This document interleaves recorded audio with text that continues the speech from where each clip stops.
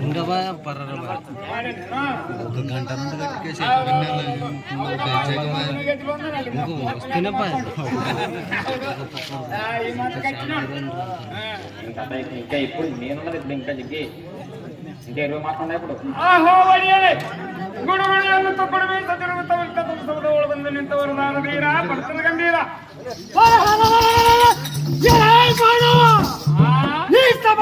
ಬಂದವ್ರಿಗೆ ಅಂತ ಕೇಳುವ ಮೀನುದಾರು ನಿನ್ನ ಮಾಹಿತಿಟ್ಟವನ್ನಾರು ಇರ ಕುಣಗಂಬೀರ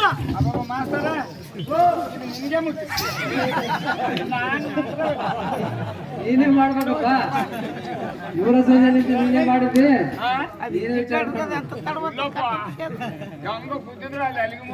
ಏನು ಬರೋದಲ್ಲ ವಿಚಾರ ಮಾಡಿ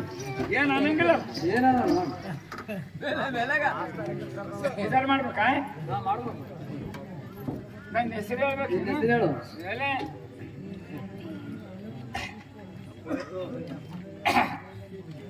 ಮಾಸ್ತರ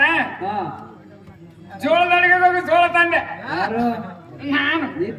ಅಪ್ಪಗ ರೊಟ್ಟಿ ಮಾಡ್ಬೇಕಲ್ಲ ಜೋಳದೊಳಗೆ ಹೋಗಿ ಜೋಳ ತಂದೆ ಹಸನ್ ಮಾಡ್ಬೇಕಲ್ಲ ಹಸನೊಳಗೆ ಹಸನ್ ಮಾಡಿದೆ ಇಟ್ಕಲ್ದಾಗ ಇಟ್ಟು ಬೀಸಿದೆ ರೊಟ್ಟಿನೊಳಗೆ ರೊಟ್ಟಿ ಮಾಡಿಸಿದೆ ಚಟ್ನಿಯೊಳಗೆ ಚಟ್ನಿ ಮಾಡಿಸಿದೆ ಇನ್ನು ಬರ ಚಟ್ನಿ ಆಗ್ತದೆ ಅಂತ ಅಂದ್ರ ಅವಂಕುರ್ಗೋಗಿ ಅವ್ರ ತಂದೆ ಅವ್ರಿ ಅವಂಕುರ್ಗೋಗಿ ಅವ್ರ ತಂದು ಗುಗ್ಗಿರ್ ಮಾಡ್ಬೇಕಲ್ಲ ಗೂಡೂರದಾಗ ಗುಗ್ಗಿರ್ ಮಾಡಿಬಿಟ್ಟೆ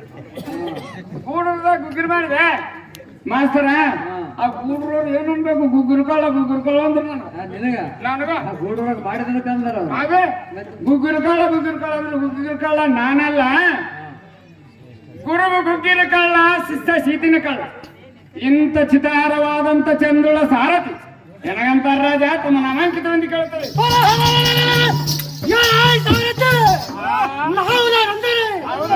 ಕುಂಬಿನಿಂದ ಕುಮಾರಿಕ ಪರಿರ ಮೋಸ್ತರವಾದ ಓರಪ್ರಧಾನದಿಂದ ಚಂಬಾರಿಗಳ ಮೋಸ್ತಡಬಡದು ಕುಂಬಿನಾರೀಶ್ವರಿಂದ ಮೆರೆಯುವ ಲಂಕೇಶ್ವರನ ಅನುಜನಾದ ವೈರಿಗಳಮ್ಮ ಮತಗಜಾಳಂ ಕುಂಭ ಸ್ಥಳಗಳನ್ನು ಸೇರಿ ಅಮ್ಮರಕ್ಕೆ ಚಿಮ್ಮುವ ರಕ್ತವನ್ನು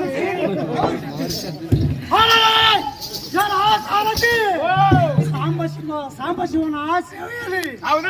ನಿತ್ಯ ಸುಖವಾಗಿರುವ ಕುಂಭಕರ್ಣಮ್ಮ ರಾಜನನ್ನು ತಿಳಿಯಲೇ ಸಾರಥಿ ಅತಿ ಜಾಗೃತಿ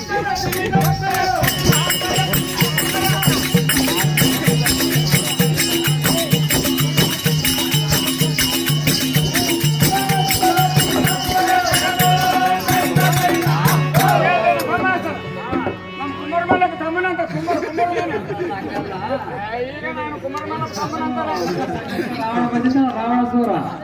ದಶಕಂಠ ರಾವಣಾಸುರ ಹತ್ತು ಚಲಿದ್ವಲ್ಲ ಹತ್ತು ತಮ್ಮಂಚಿತ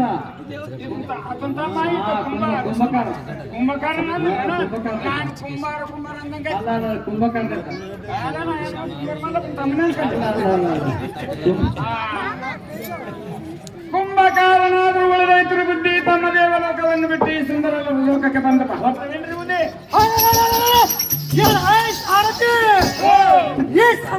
ಬಂದ ಕಾರಣವೇನೆಂದರೆ ನಮ್ಮ ಅಣ್ಣನಾದ ರಮಣೇಶ್ವರನು ಕರೆಸಿದ ಕಾರಣ ಬರೋಣ ಬಂತು ಸಾರಥಿ ತಿಳ್ಕೊಂಡು ಬಂದ ಸಂಗಾತಿ